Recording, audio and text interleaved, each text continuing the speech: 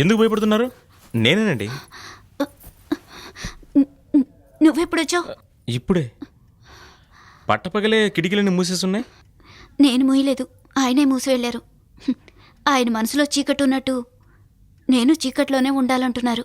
ఏంటండి మీరు? మీకు చేతులు లేవా? మీరు తెరిచినా కిటికీలు తెరుచుకుంటాయండి. వెలుతురు వస్తుందండి.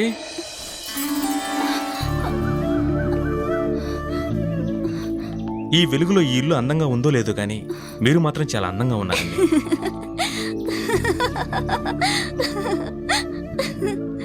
అందరు ఆడపిల్లల్లాగే నేను ఎన్నో ఆశలతో ఈ ఇంటికొచ్చాను. నా జీవితాన్ని ప్రారంభించాను. చాలా ఆలస్యంగా తెలిసింది, నేనొక భర్తకి భార్యగా ఇక్కడికి రాలేదు, ఒక పోలీస్కి ఖైదీగా వచ్చానని. అలవాటైపోయింది. ఏనుక్కాలికి గొలుసు కట్టినట్టు పడేశారు. దాన్ని తీసేసినా ఆ ఏనుగు అక్కడే ఉంటుందట. అలాగా. సంతోషం అనేది మనసులో మాత్రమే ఉండదండి, బయట కూడా ఉంటుంది. మన ఏరియా కుర్రాళ్ళందరూ ఈ సంవత్సరం తిరునాళ్ళకి ఏర్పాట్లు చేస్తున్నారు. మీరు కూడా ఆ తిరునాళ్ళకి రావాలని నా ఆశ. ఆ రోజు మీరు గుడికి కట్టుకుని వచ్చారే పసుపు చీర, అది మీకు చాలా అందంగా ఉంటుంది. నేను ఆ పసుపు చీరనే కాదు, వేరే ఏ చీరని కట్టుకుని బయటికి రాలేను. అయ్యయ్యో, అయితే నేను ఇక మీద మిమ్మల్ని చీరలో చూడలేనా?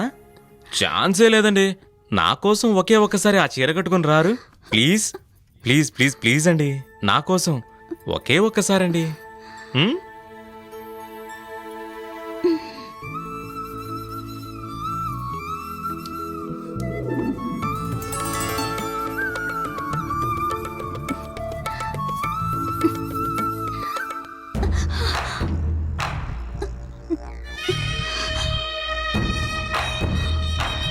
ఏంటే చీర కట్టుకుని నా కోసం ఎదురు చూస్తున్నావా? నా కోసం కూడా నేను ఇంట్లో చీర కట్టుకోకూడదా? ఏంటే కొత్తగా వాగుతున్నా, ఎదిరించి మాట్లాడుతున్నా? చంపేస్తానేమనుకున్నా. ఏంటది? సరే ఆడికివరా. ఏంట్రాలుడు అలా ఉన్నావు? ఒంట్లో ఇంట్లో బాగోలేదా? అదేం కాదురా, మా అమ్మ ఫోటో చూపించి పెళ్లి చేసుకోమని ఒకటే గొడవ పెడుతుందిరా.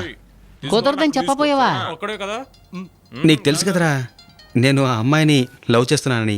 కాకపోతే ఇప్పటి వరకు ఫోన్లోనే మాట్లాడుకుంటున్నాం, ఇంతవరకు ఒకసారి కూడా చూసుకోలేదు. అయితే ఆ పిల్లకి ఫోన్ చేసి మాట్లాడరా. రే, ఆ అమ్మాయిరా. టక్కని చెప్పేరా. Hello. I'm very sorry Ravikumar, నేను మిమ్మల్ని రమ్మని చెప్పి మిమ్మల్ని చూడకుండా హాస్పిటల్కి అరే వెళ్ళాను. పర్వాలేదండి, మనం రేపు మీట్ అవుదామా? రేపు కూడా రాకుండా వెళ్ళిపోతే? అందుకే సారీ చెప్పాను కదా, ప్లీజ్ కోప్పడకండి. 5:30 అదే టైం అదే ప్లేస్, కానీ రేపు. ఓకేనండి. ఓకేనా? Okay, bye. ఓకే.